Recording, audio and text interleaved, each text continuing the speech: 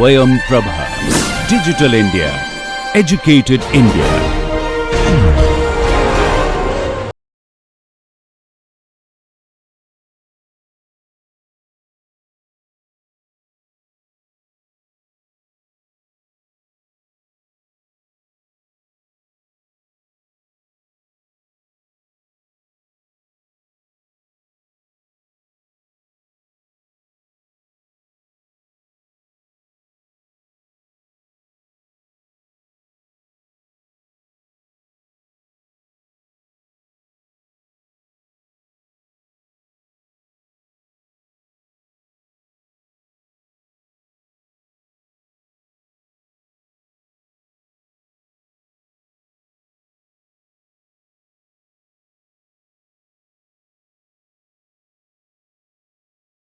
Hello and welcome to another lecture on control systems. We shall continue in this lecture to see the features of the state space representation which we started to discuss the previous day. So we saw that there are certain limitations of this transfer function model of description of a dynamical system, and one of them being this lack of internal description. Yeah. So for instance, I took this example of a particular couple of blocks of transfer functions, yeah, and you saw that there was this pole zero cancellation. Not just that, the pole zero cancellation on the right half plane, and we saw that if you just looked at it as a transfer function, right, shorn of all its initial conditions, then you would fail to realize what's actually going on. And what's actually going to happen is that because of certain inevitable, you cannot avoid it, inevitable non-zero initial conditions of the system, yeah, you might expect that the system will work just fine to an external output, but because of these non-zero initial conditions, you will see that the system will eventually blow up.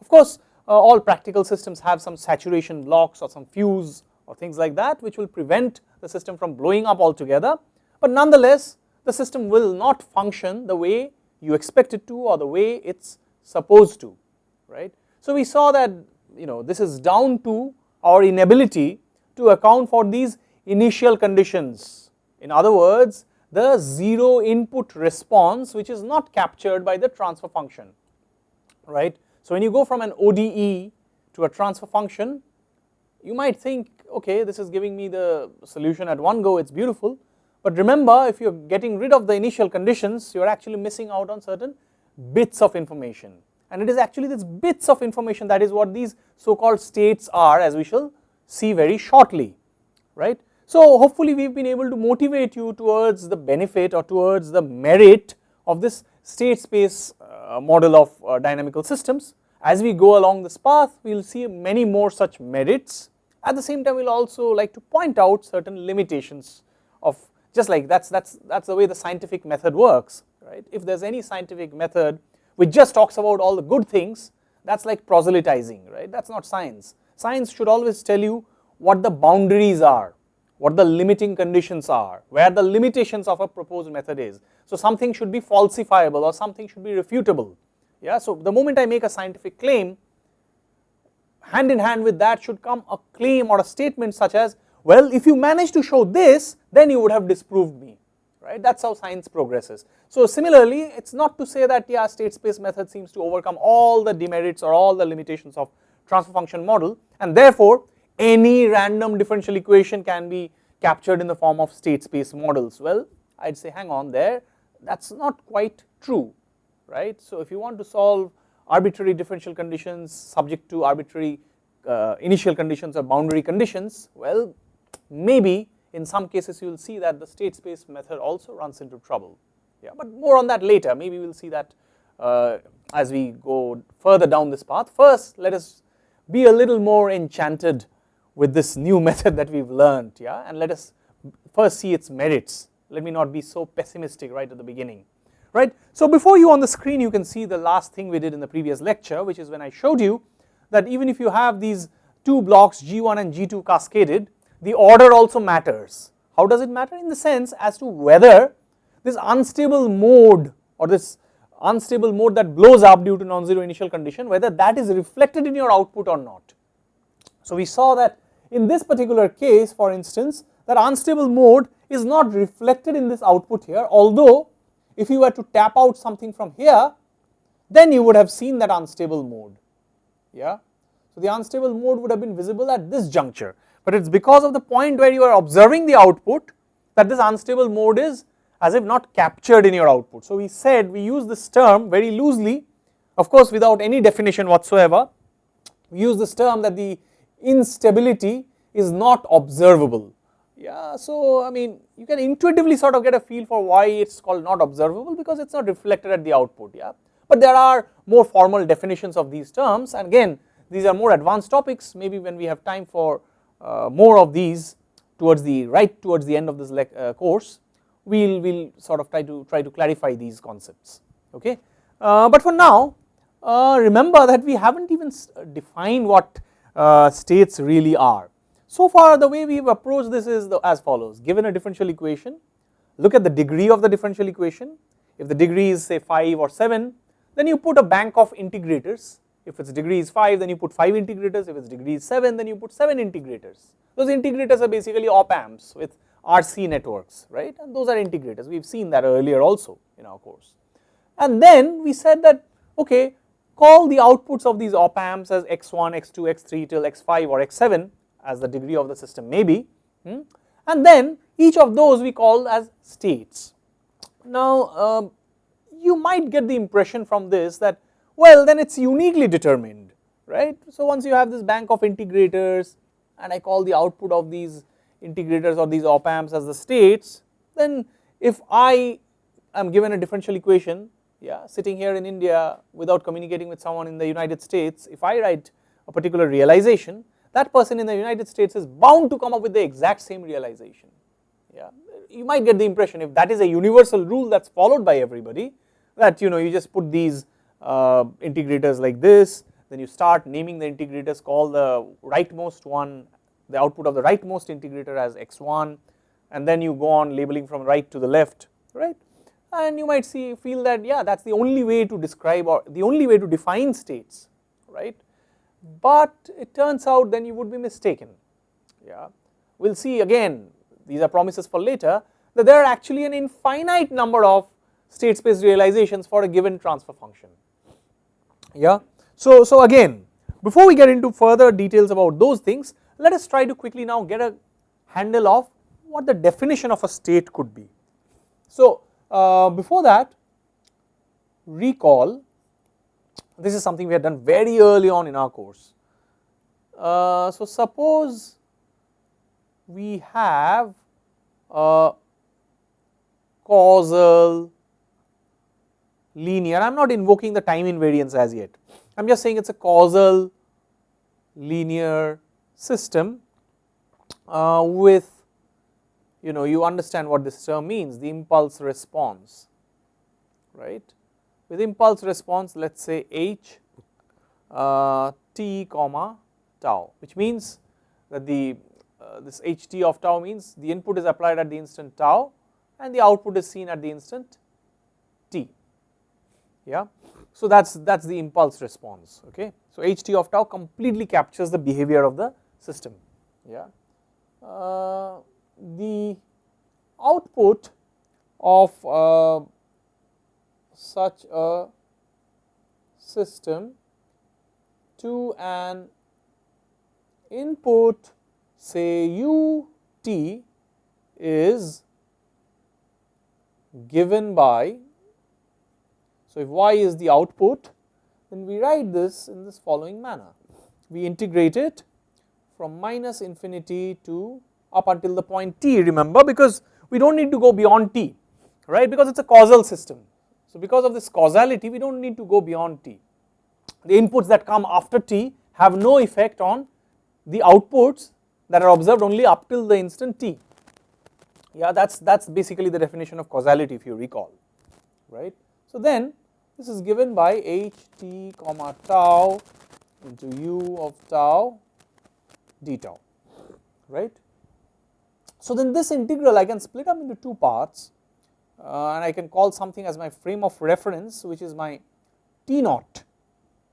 Yeah, so this is a comma, and then I say this is h t comma tau u tau d tau plus, then I sum of this integral from t naught till t, again the same integrand, sorry, h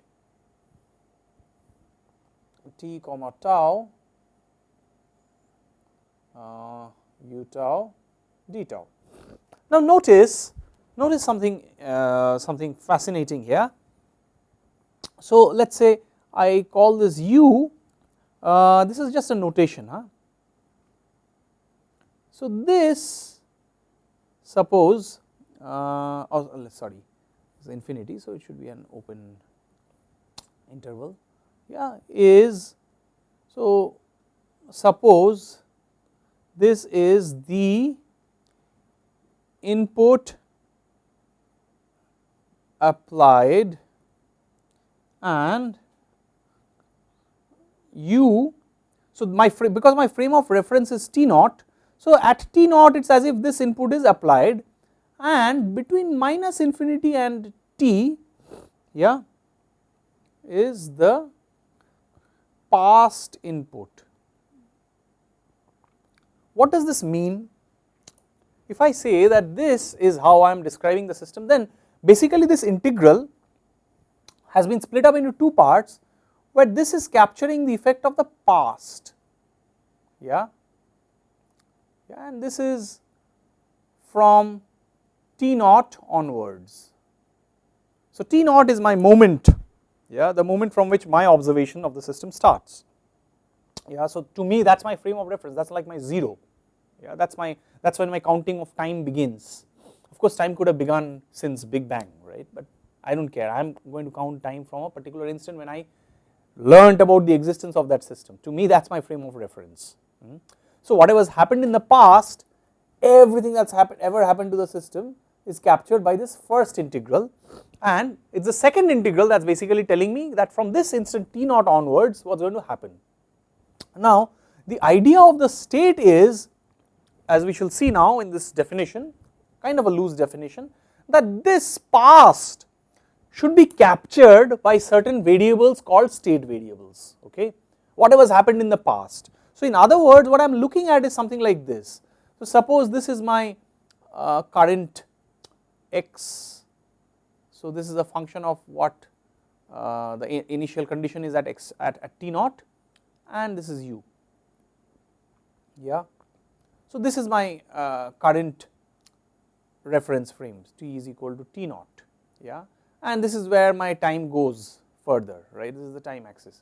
Now the point is, if I know this input, so at any time instant up till here, let us say this is t1, so if I know what the profile of the input is, this is, let us say this is u t, yeah, then I should be able to compute without caring about what has happened in the past if I am given this x t naught, yeah. So in other words, the job of carrying out this first integration is taken up as if by this information that is encapsulated through these states, yeah. In other words, if you want to get an even better pictorial representation of this, it is as if I do not care what sort of inputs have come up from, let us say, u minus infinity to t naught, let us say this is u1, yeah, let us say this is another input that was applied u2 minus infinity to t naught, let us say, so you can have plenty of such things, yeah, u3 minus infinity to t naught, yeah. So all of these have, let us say, I do not care, so these could have different profiles, yeah, these inputs, several of these inputs, yeah, all these inputs could have had different profiles, but the net effect is that all of these inputs having acted upon the system for as long as, you know, creation maybe, Big Bang, yeah, till that instant t naught when I am counting my reference frame, yeah, the effect of all those inputs acting on the system is encapsulated or captured by this x t naught, yeah. If there exist some such variables, yeah, that actually capture the effect of all of this, then I need not bother about this. That's the whole point. If that state exists, if such things exist, then the solution of this, notice that the solution of this output, yeah, for a given input becomes very easy, because then I just have to bother with this second integration. I don't have to bother about this because all of this is already. So just to avoid confusion, I missed out something. This is going to be t naught. Yeah, the past is about minus infinity to t0, which is the instant from which I am starting my reference of time. Captured by means of this xt naught. Yeah. So on that note, let me just try to sort of give you some sort of a definition. Again, I am not saying this is a very formal definition, kind of a loose definition. Yeah. So let us say the minimum bits of information, the minimum bits of information say, so I will just say x naught is equal to x1 naught, x2 naught, likewise till xn naught, yeah, that can sum up or capture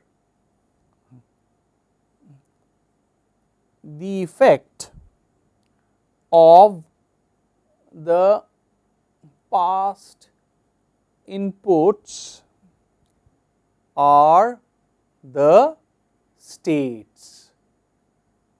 Yeah. So in this course, of course, we shall deal with the case when this number of states is finite. Yeah, there do exist systems which have infinite number of states. Such things are much more complicated and well beyond the scope of any undergraduate course to capture. Yeah, you can have systems where you actually need an infinite number of states to capture the effect of these past inputs. Yeah, but then, yeah, as I say, we are not going to deal with those. But the attractive feature of the state space method is that everything of those kind also, every system of those kinds which cannot be captured by a finite number of states, they also have state space representations nonetheless. Yeah. So if you are just dealing with transfer functions, you are very limited in that sense. You are hamstrung to just focus on this linear time invariant kind of systems with finite number of states and so on and so forth. But anyway, I digress. The point is that I am going to deal with only such systems which are described by ordinary differential equations. And what do we know about ordinary differential equations? This is now very much well within your understanding, right? You have all done a course on differential equation, maybe in your +2 level, and at a more advanced level probably in your first or second year of undergrad curriculum, right? So you have done a course on differential equations. You know that if there is an nth degree differential equation in a particular variable, what you need in order to be able to solve that differential equation is basically n initial conditions.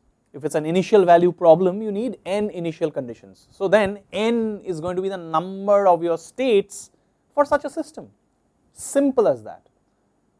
The point is, we are not going to look at distributed parameter systems or things like that. We are going to look at simple ordinary differential equations of the linear kind. So in such cases, it turns out that we do not need to worry about having an infinite number of states. We do not need to worry about other such sort of troubling details. All we can say is that, yeah, look at the degree of the differential equation. If the degree of the differential equation is n, then the number of states that you will require is also n. And now I bring you back to that question with which I began this lecture. So then, if there are n states, it turns out we will probably need n integrators, which only makes sense, because if you cast your attention back to what we did in the previous lecture, if you look at this, yeah, see, how did we decide on the number of integrators in the integrator bank? This is the third degree differential equation, you see. This is the differential equation we dealt with the other day. So third degree differential equation, in order to solve for this, you need to carry out 3 integrations, simple as that. And that is why you needed at most 3 integrators for any particular term, yeah. And by that same token, then you will see that by the same token, then you will see that this bank of 3 integrators does the trick for us, right, like we did the other day. Yeah. So now again, this rule that I sort of told you, name the variables at the output of the integrators, yeah, and we call them x1, we started naming them from the right, x1, x2, x3, and then we got this so called state space representation, yeah, and then we applied it to that system which we started our discussion of state space methods with, and we saw this, all of this, right. So now you might be a little more intrigued about whether there are also other ways of defining the states, or whether it's unique. And it turns out, as I have told you already, that there are an infinite number of ways of defining states. What remains invariant is, what remains unchanged is the number of such bits of information. Yeah, so I might be choosing a particular set of states for a given differential equation, you might be choosing another set of states for that given differential equation, but where we cannot differ with one another is the number of such states that we choose. Yeah, so if I choose n states to capture a differential equation, or to capture the bits of information carried forward by a differential equation, you must also necessarily choose n. If not, then either you or I am making a mistake. Yeah, the choices may not be unique, but the number of the states should be unique. Okay, so that's a very, very important sort of a point that you should do well to remember. So again, maybe before we answer this question in its entirety, perhaps some motivating examples will serve us better in this case. Yeah, so let's take this for instance, the RLC circuit. Now you might say, well, it doesn't make sense, and you would be right to an extent.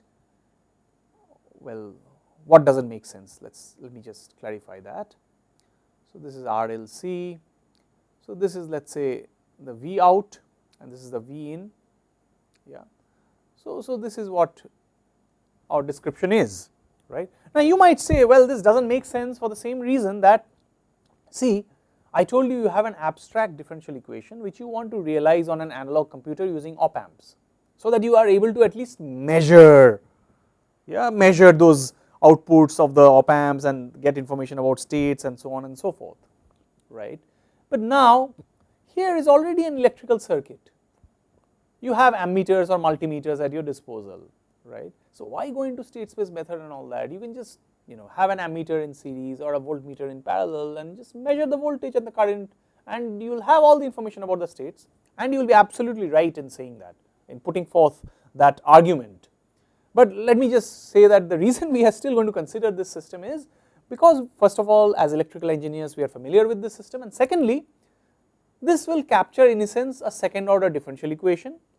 This is a very practical realization of an abstract second order differential equation, and in reality, even if you come across some very abstract system which you cannot have physical components for per se, the insight that you gain from realizing this same circuit using op amps, yeah, is going to help you there. So this is just a toy example in that sense. So practically this will have no significance. If you want to measure the outputs of the voltages, just go ahead and directly measure them from this capacitor, and so our output is basically the capacitor voltage, so why not have just a voltmeter across? Yeah, why bother with all this building op amps and putting these op amps and measuring their outputs and cooking up this output based on the output measurements of the op amp and so on. Yeah, perfectly agreed, no need to do that. We are just doing this to illustrate an example, not for any practical reason whatsoever. This is just for instructional purposes. It will be just instructive is what I am going to claim now. Okay, so let's see, what can we say about this differential equation? So you see, we know that the current that flows through this, so I is equal to C V naught, C ddt of V naught. Let me write that better. Yeah, so C dV naught dt. Yeah. So then di dt is equal to, or rather L di dt, which is basically the voltage drop across the inductor. Yeah, L di dt is going to be L ddt of C times dV naught dt. So that's going to be basically LC d2 V naught dt squared. Yeah. So then what is this total voltage drop? You see, the total voltage drop is IR plus L di dt plus V naught is equal to Vi. So this is basically the differential equation. Now if I want to just eliminate the I from all of this, yeah, then I can use these two expressions. I can write everything in terms of only Vi and Vo. Yeah, this I is serving like some intermediate variable. So let me get rid of that. So this is basically going to be Cr dV naught dt plus Lc d2 V naught dt squared plus V naught is equal to Vi. Yeah. So that's perfectly understandable, right? So now notice that if I want to sort of write this in the proper fashion, when Lc is not equal to 0, I can divide by Lc. So this is d2 V naught dt squared plus R by L, R by L dV naught dt plus 1 by Lc V naught is equal to Vi into 1 by Lc. So that is my differential equation. Yeah. So let me try to sort of realize this differential equation in the way that we have outlined the other day. So what is the degree of this differential equation? The degree is equal to 2. So if I want to solve for this V naught, I better push everything to the other side. So then I have this d2 V naught dt squared is equal to minus R by L dV naught dt minus 1 by Lc V naught plus 1 by Lc Vi. Yeah. So then I will need two integrators clearly. Yeah. So let me try and realize the diagram like we defined the other day. Yeah. So okay. So now that we have this, of course we have to have this output on this. So this is basically going to be my Vo. So this is going to be, let us say, my x1. Yeah. So on this side of this integrator is going to be x1 dot. Yeah. So what is this x1 dot? Yeah. So x1 dot is basically going to be, let us see. So what can I write from this? You just look at this V naught. V naught is going to be my x1, right? So x1 dot, yeah, that is going to be this dV naught dt, right? So okay, we will fill that up later. Let me just draw the usual structure here, and then after a while you will begin to see what this means, and it will fit in with the general picture we have drawn the other day. Yeah. So let me draw this Vi channel here. Okay. So let me just refresh your memory on what we did the other day, so that you can draw the parallels between the two systems here. Yeah. Now notice here, yes. So this role of this highest degree coefficient is now taken up by d2 V naught dt squared, right? The second derivative. Here we had a third derivative, here now we have a second derivative. Yeah. So now notice, what is this Y? What is this? This is now V naught, right? In our case, in our example, we will need V naught, and we will only need to go, this term will not exist. We'll need to go up to only the second order integration. Yeah. So what is A2? Yeah. So it's basically this A2 that's going to pass through two integrations. So minus A2 times Y pass through two integrators, and minus A1 times Y pass through one integration. So what is this A1? A1 is basically the coefficient of Y double dot. In our case it will be the coefficient of Vo dot, yeah, because the degree is reduced by 1, right? So remember in this differential equation, right? So what is V naught dot? That is minus R by L, right? So by following exactly the same spirit, now you see, if I take a tap in from here, and this is the constant gain, so I have to set the op amp's gain at minus R by L. Yeah, this is it. This is exactly what we need. So we have already got accounted for this first term here. So, we have accounted for this first term here. Yeah. Now, we need this other term as well, right. This will only be spat out after you have integrated this twice. Remember, you need the V0 here, so you need to pass this V0 through 2 integrations. So, then I better take this tap in from here and pass it through minus 1 by LC and join it like this, yeah, like so. So, at least that has now accounted for these 2 terms, but what still remains is this 1 by LC times Vi, yeah, and you wonder where this 1 by LC times Vi will come in. So, again just quickly draw that analog here, yeah. So, you see this 1 by LC V, so this has to go through the highest number of integrations, this is the constant term, right. The U that was appearing there is now our Vi, yeah. So, B3 times U, so this has to go through all the 3 integrations, no. If you have to extract the Y from this side, then you have to carry out as many integrations as the degree of the differential equation. In our case, the degree of the differential equation is 2, yeah. So, you carry out 2 integrations to extricate the V0 from the left hand side, and in the right hand side in the process you will have to pass this Vi through 2 integrations. So, that means this Vi after passing through a gain of 1 by LC had better pass through these 2 integrations, yeah.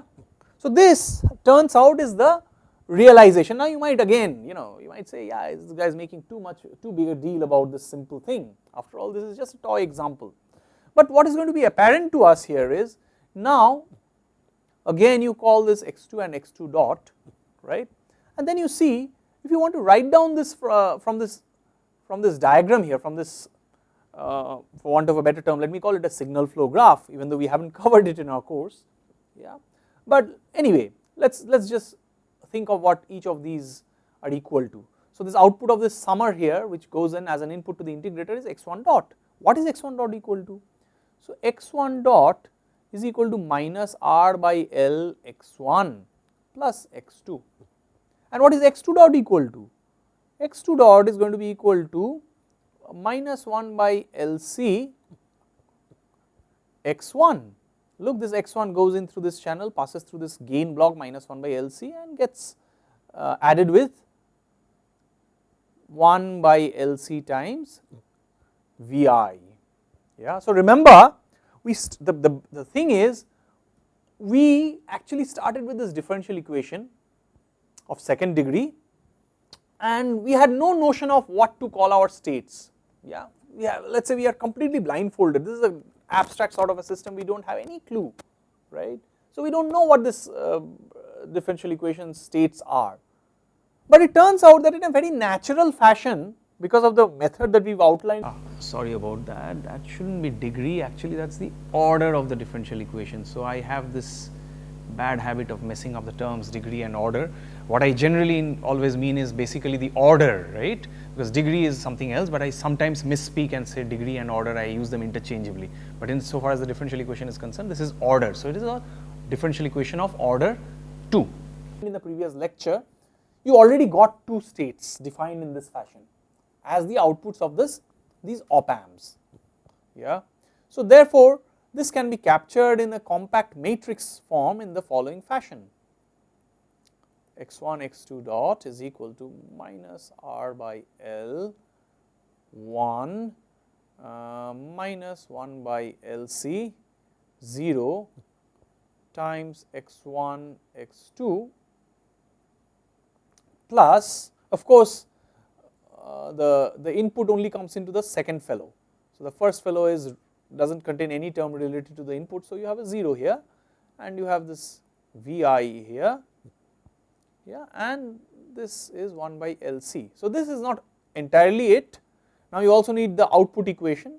So, the output is basically going to be x1, which is basically nothing but 1 0 x1 x2, yeah.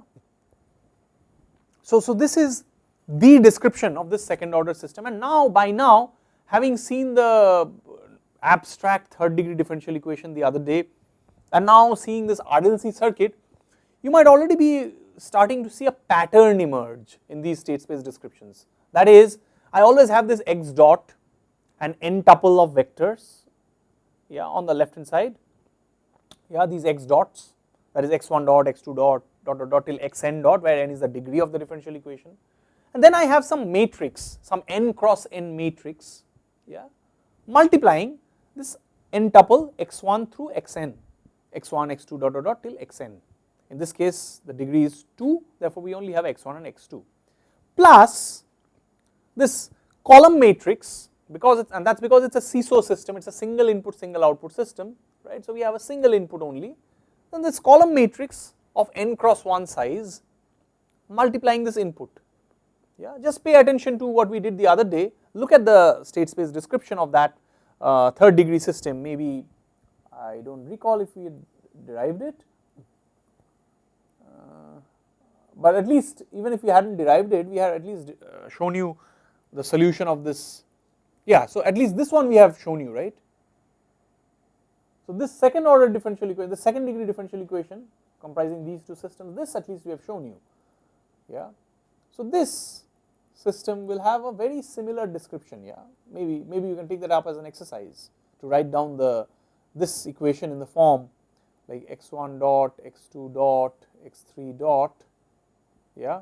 So take this up as an exercise to write this as is equal to A times x1, x2, x3 plus B times U, where B is basically a real matrix 3 cross 1 and A is a real matrix 3 cross 3, yeah. And of course Y is equal to Cx, where x is basically, let me write it explicitly. So then of course you have y is equal to C x1, x2, x3, where of course C belongs to this R1 cross 3, yeah. So this is all seesaw system, so you'll have only one output and one input, yeah. So therefore this 3 cross 1 and 1 cross 3, so this 1 is basically denoting the number of inputs here and this 1 is denoting the number of outputs here, yeah. So therefore this is kind of like the pattern, so you can take this up as an exercise to sort of sum them together at each of these junctions, call this variable for example x1 dot, this one is x2 dot, this one is x3 dot, yeah, and sum them together and see what they all result in, right. So then you should be able to write it in this form, okay, that will give you a nice practice, yeah. But the point is that we have now gotten this state space description of the system, right. So we now ask ourselves, if we come back revisit that question, if this is all there is to it, or if this is the only way to sort of describe this state space system, right. So let's quickly take up that question now, okay. So suppose now I give some numerical values here, yeah. So let's say this is 1.5 ohms, this is let's say 0.25 Henry, and this is let's say 0.5 farad. Don't worry about how unrealistic the value of the capacitance could be, yeah. This is again, as I say, a toy example. So this is U, yeah, and this is let's say my output Y, yeah. So I am just using that nomenclature U and Y instead of calling it Vi and yeah, you know, whatever you Vi and Vo, yeah. So now I have some numerical values. So you see, as an engineer, especially as an electrical engineer, you know, you have more information about this system, right. This is not just an abstract differential equation to you. So if you have more information about the system, then you better choose, you wonder, can I not choose this current through the inductor and the voltage across capacitor as my states? So even without drawing that diagram, that signal flow graph or that block diagram that we have drawn here, yeah, can I not just choose this current, because I know what this differential equation is like, I know everything about this system that I need to know, yeah, I understand this system very well, I have been spending so much time on studying these sort of systems, right. So why not just make an engineering choice is what I would call it. So an engineering choice, a common sense based sort of choice. So let me choose, without even drawing the diagram, let me choose my first state as the current through the inductor and my second state as the voltage across the capacitor. Yeah, and let us see if this choice works as well, right. So now if I want to do that, how should I write that equation? Yeah. So what is my x1 dot? X1 dot is basically going to be dIL dt. Yeah.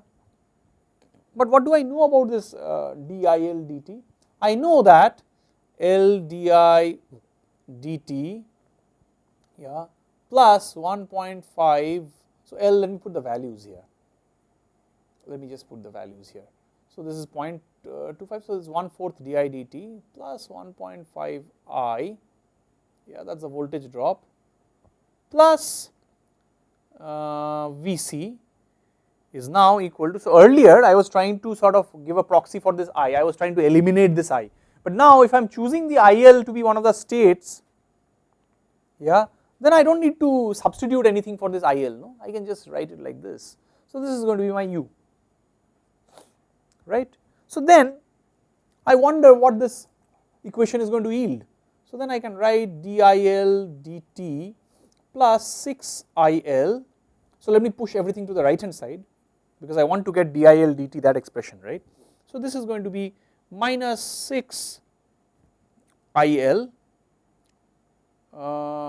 minus 4 Vc plus 4U. So now if I replace this as x1 and this as x2, then I have the equation that x1 dot is equal to minus 6x1 minus 4x2 plus 4u. Yeah, this is what this equation leads to. What about the second equation? So what is my second state? The second state is x2 dot is equal to dVc dt times C. Sorry, not C, C will come later. So this is just C dVc dt. But what is this equal to? You see, the current through the capacitor is given by C dVc dt.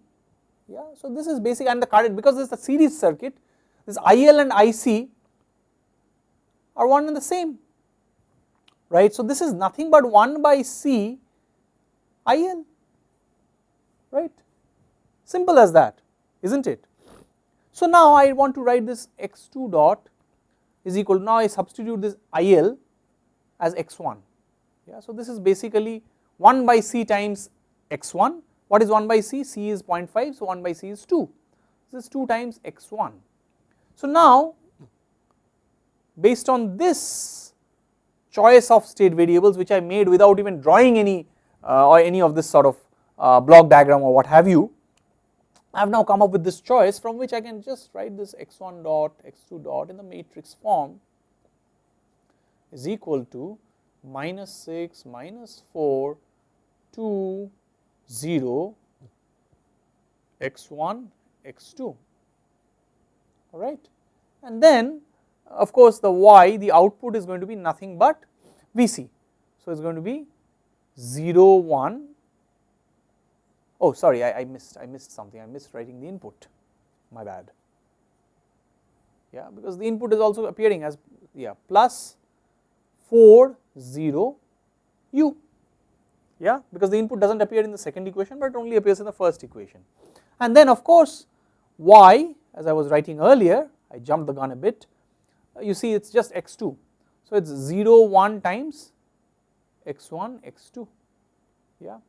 So these two equations, it seems like they also give me some sort of a state space description of this system.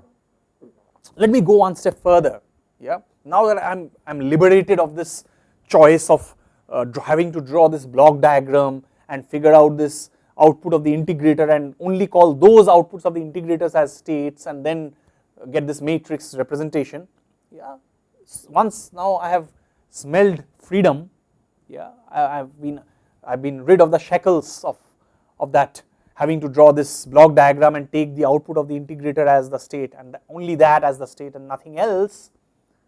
Yeah, because in this particular system I have seen that the more I know about the system, the cleverer or the better probable choices I have for states, right. Here these states x1 and x2 are not just some abstract bits of information that give you all the information you have about past inputs. These are indeed measurable quantities like the current and voltage in a circuit. It makes all the sense to have such engineering common sense based choices of states, right. So this is another choice, as you can clearly see.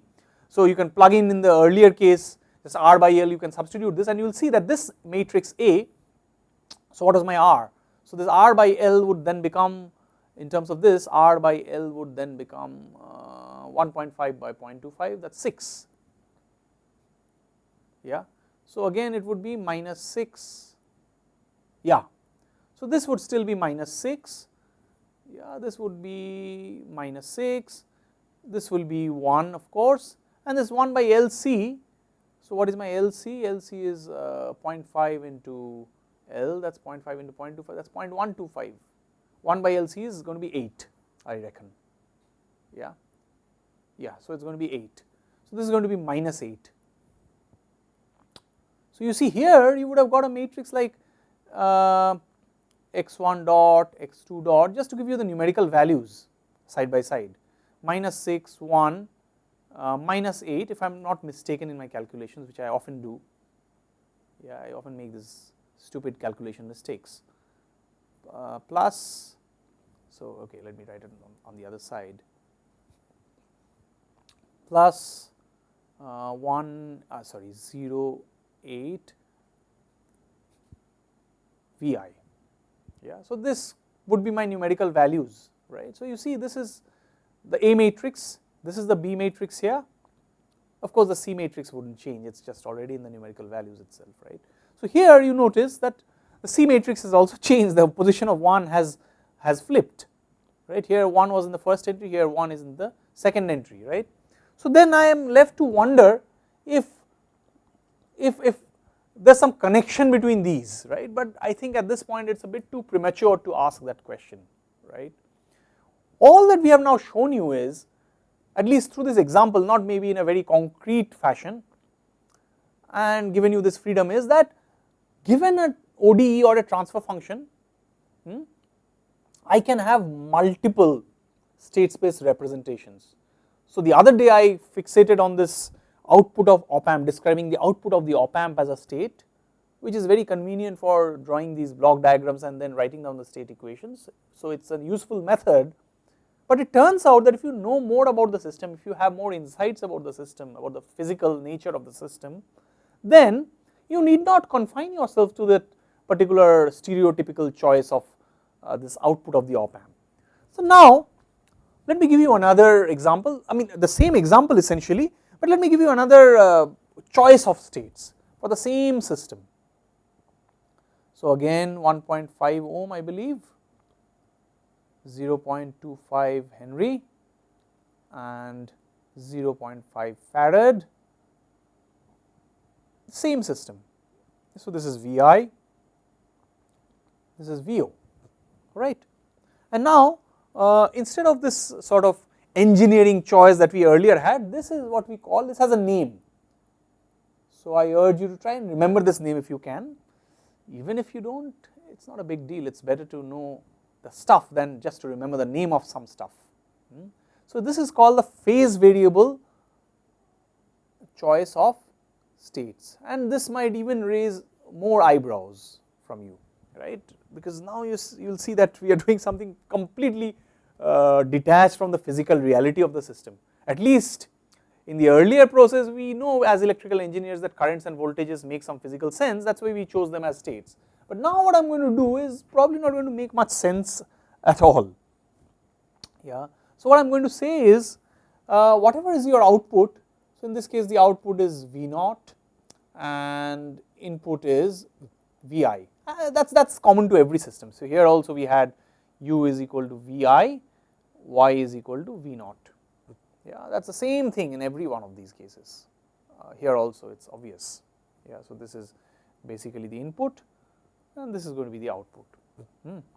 So now this phase variable choice of states is as follows, you just say that my x1 is going to be Y, now that appears very familiar, yeah, because here also we had this x1, that is how this wiring diagram or this block diagram started, right. We said that the rightmost integrator's output would be my output directly, yeah, that would go into the output. Of course you might have had some feed forward term, we will get to that in a while, but at least the rightmost one we labeled as x1, and then we, as we went left, the subscript of x increased, so to say, right. So now here also it seems to agree there, right. So we say that x1 is equal to y, but where it differs is we say that x2, instead of being just anything, we just say that's y dot,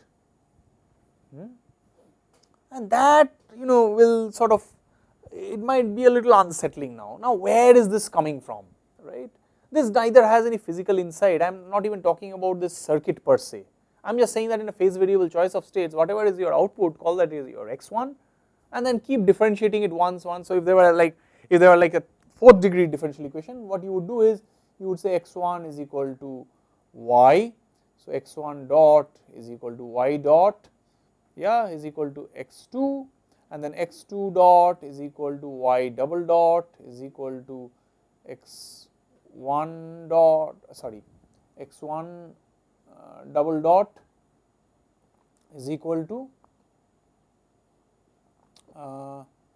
yeah, so x3, yeah, you just call it like that, and then finally in the last equation you will have x3 dot is equal to, yeah, you will put all the terms together. So let's just hold on there and see how it happens here. So this is typically the method that's pursued. You can have nth degree differential equation as well. So this is typically how the phase variable choice of states happens.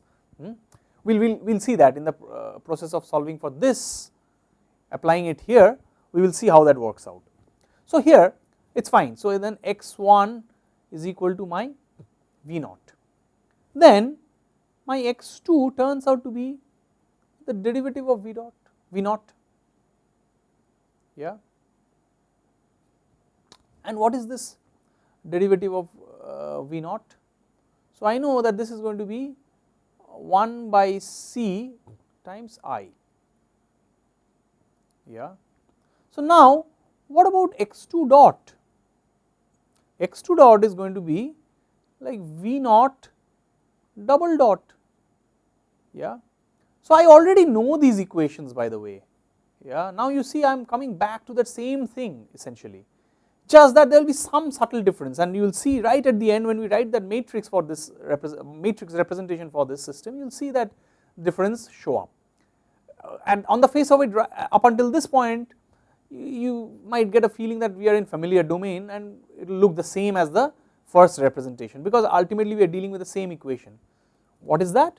So this is basically d2 v0 dt squared, and what is this equal to? We already know what this is equal to, yeah, we already have seen what this is going to be equal to. So this is sorry, let me check that, yeah, this is minus 1 by LC,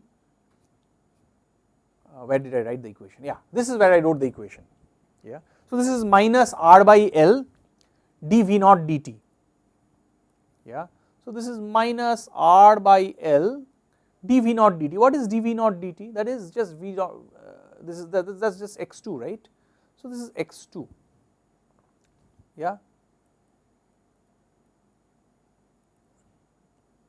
yeah. So that's just x2. What about the other term? What else is there? There's just 1 by LC v0, and what have I called v0 here? I have called it x1. So minus 1 by LC x1, yeah. So already look, I have this x1 by my choice, this x1 dot is equal to y dot is equal to x2. So this first state equation is already here, x1 dot is equal to x2, just like in the ordinary case, in the general case, sorry, not that dot. So in the general case, when you have nth degree, you write x1 dot is equal to x2, x2 dot is equal to x3, x3 dot is equal to x4, so on, and finally until the last state's derivative will contain all of it, right. So I will write that in the general form right after solving this. So because this phase variable choice of states is important, so we should see it up close. So this is minus 1 by LC x1. What is remaining? Of course the input is still remaining to be added. So 1 by LC Vi. So the input, and I have called it U, plus 1 by LC U. So let me put the numerical values. What is minus R by L? I already know what is R minus R by L, right? So 1.5 by 0.25, that is minus 6. So this is minus 6. What is 1 by LC? Again, it is the same calculation, it is 8. So this entire term I believe is minus 8. Yeah, I think, yeah, it is going to be minus 8, and this is going to be plus 8. Yeah. So then if I want to write this, let me go to the next slide. So then if I want to write this, I will write it as x1 dot is equal to x2, and x2 dot is equal to minus 8 x1 minus 6 x2 plus 8 u. Yeah, and y quite obviously is going to be x1. So now if I write this as in the standard form, x1 dot x2 dot is equal to, you see, 0 1 minus 8 minus 6 x1 x2 plus 0 8 u, and y is going to be 1 0 x1 x2, right. So this is the phase variable choice of states. Yeah. Now you see, look at the A matrix. So we have 3 A matrices. Yeah. In the first case we had this minus 6 1 minus 8 0, yeah, and the B was 0 8 and the C was 1 0. In the second choice, the engineering choice, we had minus 6 minus 4 2 0, yeah, and B matrix was 4 0 and Y was 0 1.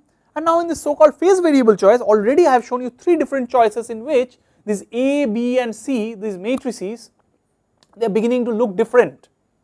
Yeah, and you might be a little perturbed at this point. I understand it's agreed upon that, yeah, not having to just confine yourself to assigning those outputs of op amps as states is a big deal of freedom. There's a lot of freedom, but at the same time, a loss of uniqueness sometimes is a cause for concern, and we are worried now, like, what is going on, right? Is there any connecting theme between all of these descriptions, right? So by now at least one thing you are convinced about, that if you are given this nth degree differential equation, then you can sort of write it down in this form.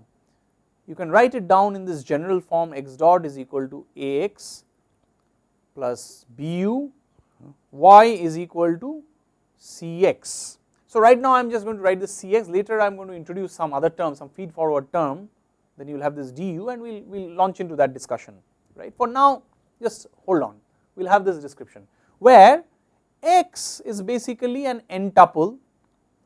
So n is the degree of the ODE, yeah, that is how you know what n is, this is the size of this vector, yeah. A is basically going to be this n cross n, B is going to be this because it has to match dimensionally, no, so it has to be n cross, generally for a multi-input system you call it n cross m, but since in this course we are just going to strictly confine ourselves to CISO systems, so this is going to be 1, but this is basically the number of inputs, yeah, in this case it is 1, in this course it is going to be 1 throughout, so we will only confine ourselves to B being a vector, and C is going to be a row vector, again for the same reason that this is going to be, so this n has to be there because you see it is just a scalar, this y is just a scalar, it is a single output, no. So this is equal to the number of outputs in general, yeah, if it is a MIMO system, multi input multi output, then instead of 1 you will replace this with the number of outputs.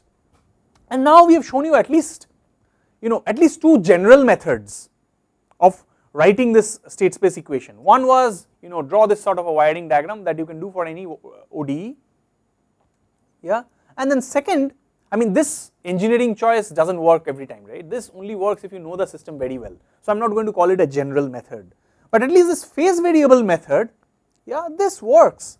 So let me just, before we conclude this, let me just convince you that yes, we have also discussed this phase variable method.